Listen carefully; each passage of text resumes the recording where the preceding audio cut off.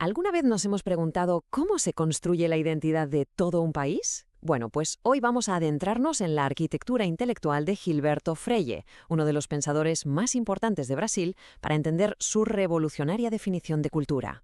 Para empezar, tenemos que hacernos una idea de la dimensión de Gilberto Freire. No estamos hablando de un sociólogo más, sino de una figura clave, un auténtico gigante que transformó por completo la manera en que Brasil se entendía a sí mismo en el siglo XX. Es que se le considera literalmente una figura monumental. Su trabajo no solo fue decisivo para la identidad brasileña, sino que su influencia, como vemos, sigue muy presente hoy en día, resonando en la antropología de todo el mundo. Pero claro, toda gran construcción necesita unos cimientos sólidos, ¿verdad? Y en el caso de Freyre, esa base fue la influencia de su gran mentor, una figura absolutamente esencial para entender todo lo que vino después. Durante su etapa en la Universidad de Columbia, en Estados Unidos, Freire no fue simplemente un alumno. Se sumergió por completo en las ideas de Franz Boas, que es nada menos que el padre de la antropología moderna. Se dice que era un asistente asiduo a todas sus clases y conferencias. Y aquí es donde todo empieza a conectar. Esa base teórica tan sólida que absorbió de Boas no se quedó en simples apuntes, no. Se convirtió en el andamiaje sobre el que construiría sus obras más famosas, libros que iban a redefinir la historia de Brasil. Y esto nos lleva directamente al corazón de su arquitectura intelectual, su propia y, como veremos, originalísima definición de lo que es la cultura.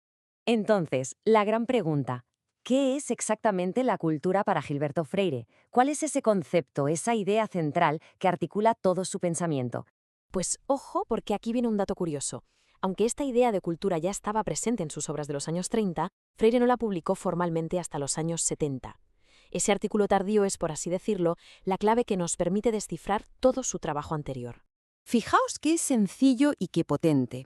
Para Freire, la cultura es el conjunto de invenciones y aptitudes humanas, y las divide en dos grandes grupos.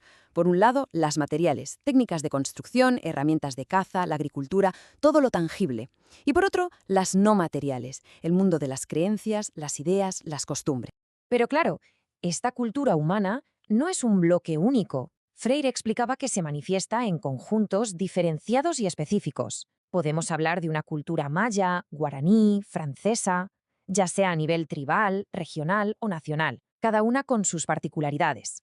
Y para poder analizar estos conjuntos, Freire desarrolló una herramienta de análisis potentísima que llamó complejo de cultura, un concepto que es fundamental para entender toda su obra. ¿Y cómo funciona esto? Pues es genial. Pensemos, por ejemplo, en el café.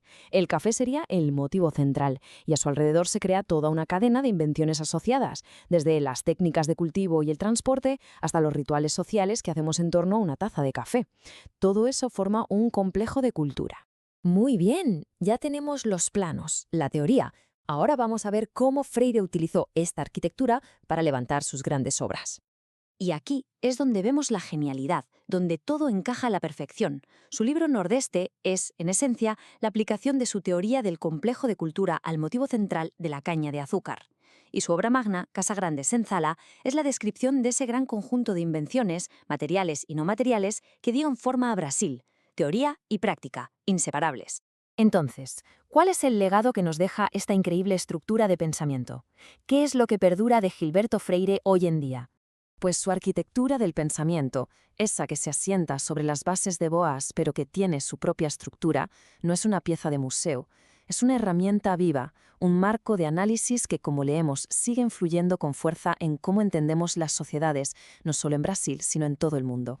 Y esto nos deja con una última reflexión. Si usáramos estas herramientas de Freire, sus conceptos de invenciones y complejos de cultura, para analizar nuestra propia sociedad actual, ¿qué descubriríamos? ¿Cuáles son los motivos centrales que definen nuestra cultura hoy? Es una pregunta que sin duda nos daría mucho que pensar.